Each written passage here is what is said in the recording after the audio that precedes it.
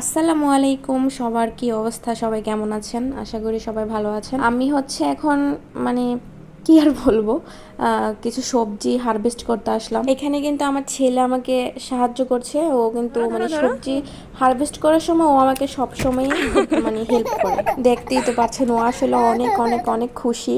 আর যখনই আমি কোনো সবজি হারভেস্ট করতে আসি, মানে সে আমার সাথে থাকবেই। আর এখানে হচ্ছে আমি আজকে কিছু শসা আর হচ্ছে লাউ হারভেস্ট করলাম। আসলে লাউগুলো আসলে অত বেশি বড় হয় নাই, মোটামুটি। আর শসাগুলোর সাইজগুলো ভালো হয়েছে, আর শসাগুলো খাইতেও কিন্তু অনেক মজা হয়েছিল। মানে আমি হচ্ছে অলরেডি হারভেস্ট করে এসে তারপর আমি অলরেডি একটা কেটে খেয়ে ফেলছি কিন্তু। আর আমার তো আসলে মানে যে সবজিগুলো গাছে দেখতেই খুব বেশি ভালো লাগছিল আসলে।